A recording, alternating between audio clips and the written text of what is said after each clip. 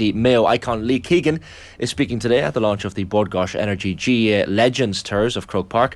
At each tour, fans get the opportunity to meet some of the greatest GAA players of all time and hear them reminisce about their career highlights. This year's tours start on the 10th of May and feature other legends such as Paddy Maher, Paddy Andrews, Rena Buckley, John Troy, Cora Staunton, Paul Murphy and Dennis Ogie Moran. For more details, see crokepark.ie/legends. And the man himself, Lee Keegan, delighted to say, joins us on the show this morning now. Lee, good morning, how are things?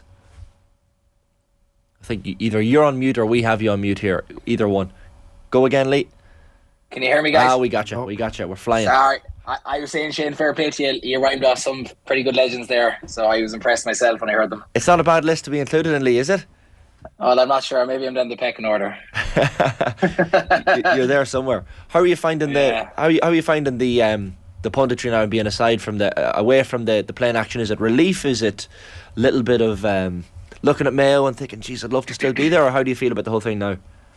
It's different, definitely. I really enjoy it from the point of view of analysing games, looking at different styles, how teams set up. I suppose when you're playing, you're very much focused on what your tasks are and what's involved for the squad and yourself individually. So it's a different aspect in terms of what you're looking at and trying to detail. So, and of course, you're always giving a bit more opinion, so you're probably going to get it back a bit more, which is a bit of crack as well sometimes. So, of course, you love to be playing. And I suppose it's very hard, when you're doing a Mayo game, not to be biased sometimes, because again, they're the guys you group with for 10, 11, 12 years. So, but you put that to one side and you just get on with it. And listen, I really enjoyed watching the Mayo games, not doing punditry. It was great to see the guys have a good league campaign. Obviously, not so much so far in Championship, but I expect them to have a good turnaround in the next few weeks. Had you, when you say it's giving your opinion and getting a bit of feedback, a lot of Galway people sliding into your DMs at the weekend? Yeah. I have a knack of upsetting West people, West or Connacht people in general. Maybe I don't know what it is. It was a bit of crack. Listen, that's the dynamic of it, and Shawnee threw me under the bus at the weekend, so we'll say no more about that. Is it? Okay. He was like, seniority is kicking in here, so he kind of nudged me and goes, yeah, you're on your own, little boy, and that was into that one. Is it because it's often it's hard, like the debates between these things, like there can be, now not always on the losing team side, but I mean there can be 2, 3, 4 names. Like, is there a bit of pressure on when that debate sort of kicks off in the second half? Yeah, there is, I suppose, and then you probably don't familiarise yourself as much then when you realise what it does mean to certain, I suppose, supporters. I know from a player perspective they don't care, and I can say that because I was involved enough times as players. They just worry about their team performance, and in the case for Galway, they're moving on to the Connacht final. And listen, Cormer had an absolutely magnificent game, and I held my hands up. We probably picked it a tad early, and that's the way it goes. Myself and Sean looked at Kieran Murtha, but of course sometimes it's very easy to look at from the point of view of that, you're always trying to look at the winning team, fair enough, but sometimes you have to look at the other side. And only for Kieran Murtha, we're looking at the weekend, he kicked 1-6 and he literally dragged Roscommon through the game himself. So yeah, it can be tricky enough, good learning, but that's the side of things that you have to pick up pretty quickly. And I suppose when you see certain supporters being upset about it, then you have to realise, okay, we need to knuckle down and get that right for the next time. Comer's performance was particularly unbelievable. I know you said we made a decision second half. Sounds like it was a one-way decision for sure, but team decision, Shane. Team decision, of course. If you'd had your way, Lee, I mean, Comer's performance, generally speaking, in such a big game, and it was really, really impressive to see, and he seems to have come on leaps and bounds. Yeah, definitely. And the thing for Comer as well is it's his first full game in quite a while. So, and we were kind of looking at him in about the 70th minute, and he was I was saying in the studio, he looks a tired man trying to get back in defence, and all of a sudden he comes up with a big block. And then about 90 seconds later, he's up hand passing the ball over the bar. So from that point of view, it was a massive performance, absolutely. And do you know what? Enough can't be said for the old-fashioned big full forward sometimes. When the ball comes off the post, 9 times out of 10 that's flicked away from the defender. Maybe it'll go over the bar. But the fact you have someone like Comer and his presence there that can take a ball like that and just bury it in the back of the net, that's worth its goal sometimes. And the fact that he was playing so well, and Shane Welsh probably was a bit off the weekend, a bit quieter than usual. I thought Brian Stack did a great job on him. Conroy was quite quiet. So then you have a guy like Homer and even John Maher. I thought John Maher had a brilliant game. Guys like that stepping up. So that shows Galway's strength and depth, and guys that are playing the system and playing for the team. So having a guy like Homer, and I know from first-hand experience, it's not an easy task. And when he hits form early, and I can look at, I suppose, the Derry game last year, for instance, in the semi-final, he's a very hard man to stop, very direct. And the thing with Homer as well, you nearly sometimes... you probably don't think he's going to be as accurate as he is. He's very accurate when he gets 2 or 3 yards in as a defender, and you just can't stop that. And when I remember marking him in the Galway game last year, they were going long with kick-outs to him. He was fetching ball, then looking for him in a one-on-one situation. So when he gets on top of you, it's a scary place to be in, to be honest. So listen, it's not good for defenders looking at that performance the last day, because it was simply outstanding. At their peak, who's harder to handle, him or Shane Walsh? To be honest, two different players. You have one guy does the absolutely outrageous. I mean, Shane Welsh can do some of the most ridiculous stuff on a Gaelic pitch, along with pace. I mean, myself and Chris Barrett used to laugh. He was a fast guy, he marked, and Chris, he goes, without even thinking, he goes, I've never seen a guy run faster over 10 yards. And Chris, he was a pretty good defender at one-on-one. So Comer, just a bit more direct in terms of that physique. And again, sometimes that raw power, you can't underestimate how important that is in a one-on-one situation. I referenced that goal again at the weekend. If Shane Welsh in that position or Comer, who you backing? I'm going to back Comer all day. So you kind of have the power versus the kind of finesse. But that's the beauty of what Galway at the moment, and that's the kind of array of talent they have. And then you throw Ian Burke in the middle of that, who seems to just want to assist these guys constantly. So you have a pretty damn inside forward line, one of the best probably in the country at the moment. If you look at them on form, and if the two of those guys hit peak power, a lot of teams are going to struggle to handle them. So two different players. You take Shane Welsh's performance and everyone's reference at last year's All Ireland. I mean, that's the ridiculous. And then you had probably, for me, one of the best defenders marking him in the game at the moment, Tom O'Sullivan, and what he did to him. And Tom doesn't get done that easy. So that just shows how good Shane Welsh can be on his day. I heard the guys in the football pod say last night, he can be infuriating at times, but you take that as well, because when he mixes it up and he can do the stuff he can do, I think you just bite your tongue a little bit and let him do it. A lot of talk, Lee, and I was curious to ask you as well about the provincial championships and the meaning they still hold for players. And maybe you look at Connacht and Ulster as the two bright sparks and the two provincials that certainly counties and players still want to win. Portajoyce making the point that Galway very much put a focus on the Connacht Championship year after year. I think this is an 8th Connacht final in a row for Galway, in fact, so clearly they put an emphasis on it. Is it the same in Mayo? Is it the same in Roscommon? Is there a focus every year put on lifting the JJ Nestor Cup, or is it just, look, if we lose to Roscommon in the opening day in Castlebar, we can focus and regroup? Honestly, because we have 3 teams now that, and sorry, I don't want to say that with disrespect to the teams, I'm just solely thinking from a Division 1 aspect, is that when you have 3 Division 1 teams and teams like that, you want to win the Nestor Cup. You don't want to give your rivals or your neighbours any edge at all. So when I was there, now listen, we won 5 in a row, and then we didn't win as many then. We won 2 in probably the next 6 years. So we won on a bit of a dry patch, but when we won them, we enjoyed them, and we did want to win them, because again, you're trying to get one up in your neighbours, you're trying to put a stance, and it's probably the old famous macho thing. We want to lead in America for the year ahead. So, and Roscommon as well. Roscommon never seemed to fear Galway Mayo in provincial, but they've never materialised then on the national stage. So that'll be interesting to see how Davy Burke rounds his troops up for the group stage now in 3-4 weeks' time. So yeah, we definitely, and again, see by Galway. And you know what, I was interested to see Davy Burke's reaction after the game of the weekend, how actually disappointed he was, to be honest. He really wanted to win the provincial title. I could see by his demeanour after, he was really gutted. And then you look at Portajoyce as well, he was extremely animated getting the result. So there's something there from a provincial aspect, definitely, and it just kind of summed up where those guys are at. So, and the same in Ulster. I know we always touted Ulster as the standard bearers, and it is, because those guys, it shows how important it is at provincial level that they want to get that medal. Like, to win silver is very hard, guys, in any aspect. So if you can get a trophy along the way, like I think Armagh, I always look at Armagh, they've won nothing in a long time. So I think they should be going really hard for Ulster here and try and get a medal in their back pocket, because it's a medal. They're not easy one, as I said. So teams like that, I do think take provincial really seriously. And then you have the unfortunate aspect of Leinster, Munster. What do you do with those? It's kind of, you bear the brunt of it, and you get on with these results, and then you're into the group stage. So there's no one one fix all plan. It's unfortunate the way we are, but it's great that we have provinces that do want to, or teams that want to win their province.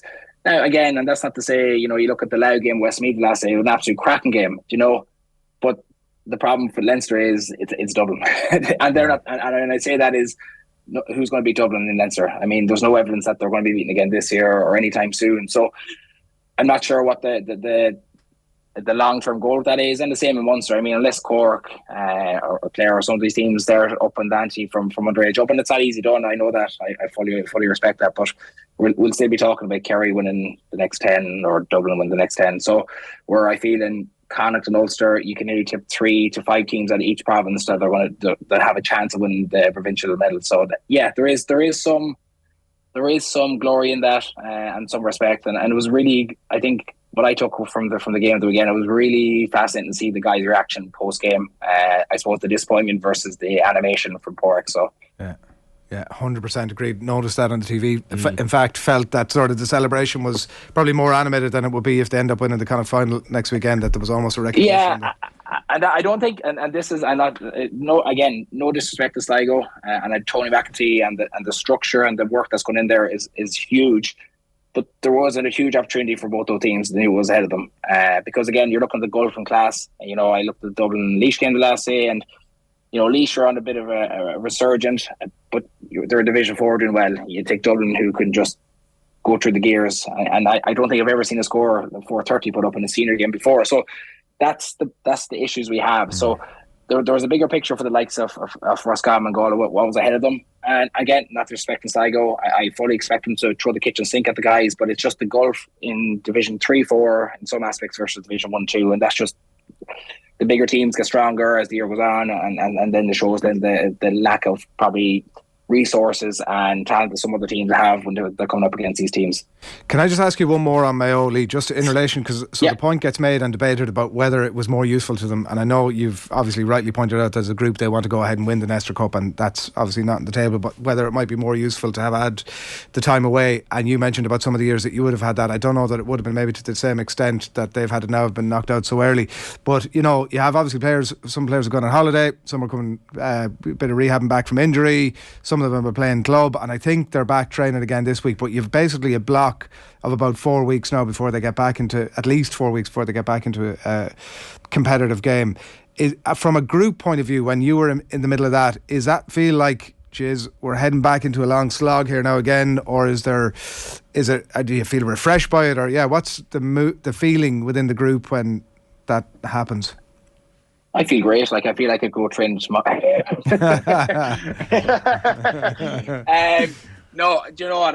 When I looked at when we were watching the Mayo Roscommon game, there was two aspects of that. Like Roscommon, they brought just an absolute mad intensity and a work ethic, and Mayo just looked flat. And the thing for Mayo is, and Kevin had made no secret about it, that they put a huge body of work in pre-season. So you had FPD, they won the FPD. And even throughout the league, I know the guys put in a huge shift in terms of training loads and trying to peak then, obviously, league final. And I don't think it was going to be sustainable to hold that for the year. So in some respect, I think it was a good thing for the group because, listen, they were disappointed. I'm not saying they weren't, but the biggest picture is the national scene and the group stage. So once that game was over, and I think what they did was really good to just let the players, I suppose, go on their holiday, do their own thing for 10 to 12 days, whatever it was, declutter, and just take to the feet in the chin, review it absolutely, where we didn't go well, what we didn't do well, what we need to work on, etc., all that good stuff. So I think the good thing is if the guys weren't given any kind of break like that, then it becomes a slog. And I know from experiences, you keep training, and you just, your head just explodes with the amount of things going through it. So I think the break for that group in particular do them no harm. Even the older guys are well seasoned, like Aidan, Killian, Kevin McLaughlin, Jason Harry, those kind of guys know exactly that routine. So even meeting one of my clubmates in the gym there last week, McLaughlin, he had a good blowout, good week away, to just chill out with his friends or partner, whatever it was, and you could see he felt a little bit energized already, looking forward to training, because by getting that break, you're not in the mix of talking football, structures, defeats, teams, all that kind of stuff, and it consumes you sometimes. So to get away and do your own thing and spend with family, friends, whatever it is, I mean, it's a good thing. So I can imagine that group is really hungry to go now from this week onwards and get back to work. And as you mentioned, they have 4 weeks now to get stuff right, and I don't think they have a million things to get right. Listen, people can be very short-sighted that yes, Mayo lost to Roscommon and deservedly so, played really poorly, but where's the positives? They won a league medal, they won an FAD medal. FAD is FAD, don't get me wrong, but it's still winning. So it's not like because they've had one bad game it makes them a bad team overnight. They have so much going well for them at the moment. So it's just about happening to those things that they did well, what they didn't do so well against Roscommon, and just getting that balance again. And I expect them to come out really hyped up in the group stages, regardless of who they get. It looks like seed 3 seems to be the funniest of all. You've got some of the best teams there. You've Roscommon, Tyrone, Mayo, and another. So you've all Division 1 teams in seed 3. So straight away you're looking at that and you're thinking, okay, Mayo can't get Tyrone. We know they can't get Roscommon and potentially Armagh or another team. So it's going to be interesting to make group, but I expect that group to really put in a good bulk of work now for the next 3-4 weeks and be ready for the group stage. Finally, Lee, it's quite insane that a county of the pedigree and history of Meath won't compete for Sam Maguire this year. I know Colm O'Rourke got a gentle ribbon from yourself and Sean Cavan on the telly at the weekend. Like, if you're a Meath footballer at this juncture, like, are you getting yourself psyched up for a Tailteann Cup, or are you thinking about maybe the championship in Boston in June and July? Like, where's your thinking? Like, you wouldn't blame them for wanting to head off. No. I know. Listen, the jive of Colm gave us enough jives back in the day, so I mean, it's okay to give him one back. You know, it was only a jab, not a full haymaker. It's disappointing. I think, I suppose the way I looked at Meath is like, I suppose, you know, you take this year alone, right? They had a highly touted under 20 team that was tipped to do well. Unfortunately, Dublin beat them and Dublin were beaten last night. You know, so a minor there got beaten, and then the senior. So it's not looking pretty at the moment. I don't think when people realise Colm going, like, okay, to get a new manager, and sometimes you get a good kickback or bounce of players, and that you've probably seen that probably from the first 2 games. But when I looked at those first 2 games, I felt that it nearly was kind of dressing over a lot of the issues that Meath had defensively and how they were playing. Great, got goals, and you were all talking about this. Yeah, Colm hasn't solved. Once teams figured them out, they've barely scored a goal since. So they have a lot of work to do. And as you said, Shane, have they checked out? Like, I wouldn't even be that confident to win Tailteann Cup, to be honest, based on their morale in that group at the moment. They just, and like, I feel in a way that we're probably disrespecting Offie a little bit, because they put in a great performance, and you know, fair play to them in the situation they were in with Liam Kearns, and to come back like that and put a performance like that, like, that group is buzzing, I'm sure. But for me, the tradition they have, the powerhouse that they have been, it's really disappointing. And I to be honest, and without sounding really negative, I wouldn't give them much hope in Tailteann Cup, to be honest. Right. Like, similar to Donegal, have they checked out, just get the year done. Like, the core issue for me is that they have so much work to do. And like, I compare them, I'm trying to compare them to Dan, or not compare them, but like, you know, I'm trying to say what similarities they are. Conor Laverty has his house in order. Dan are playing for Laverty, not that they're playing for Cullen, but like, they have the structure in place. They're doing well under 20, they're doing well at senior. He's got a good collective group that now trusts the management team. All that mess is cleared up. I feel like Cullen needs to go back to the root of the problems and declutter whatever is going on in there, because it just looks like they have no system, no structure, no confidence, no morale. And I feel really sorry for like players like Donald Yogan, who I played against on numerous occasions, and I tip him was one of the best players I come across, because just a fantastic servant. Killian O'Sullivan, another brilliant player. Brian Menton, like, they're brilliant players, and they've trooped through 10, 11, 12 years of hard slog to come into a situation like this now where they're gone backwards again. And how long it's going to be, I don't know. Cullen has a lot of work to do there to get that team back to where they once were. It could be a long time, could be a 4 or 5 year project. It's not going to be overnight. But yeah, it was disappointing to see, because again, when you associate GA and big teams, Meath are one of those teams you love watching, really competitive. And unfortunately, Mayo had the pleasure of getting a few hole openers from them back in the day. In terms of fisticuffs, I wouldn't even say results, but they were the games we loved. They loved, because that was the Meath we loved and grew up seeing. So yeah, there's going to be a lot of work. It's disappointing to see. And again, I don't want to keep referencing. I was even listening to Tommy Rooney and the pod, like, and he doesn't give them much chance either. Even just reviewing the game at the weekend and where they were in the league. So just disappointing for them and for those guys. So maybe it's sometimes it's easy to check out. I don't know, but I wouldn't hold much breath for the Tailteann Cup either, because there's some really good teams in that competition. So they'll look at me and they wouldn't be too feared either. Yeah, the Tailteann Cup battle is really actually heating up as well, because you look at some of the teams that are going to be involved. It's going to be quite incredible. Worrying times for Meath. Lee, great stuff as always. Thanks for hopping on this morning. Thanks, guys. Appreciate your time. Brilliant stuff. The Mayo legend Lee Keegan there joining us on this Wednesday morning's OTB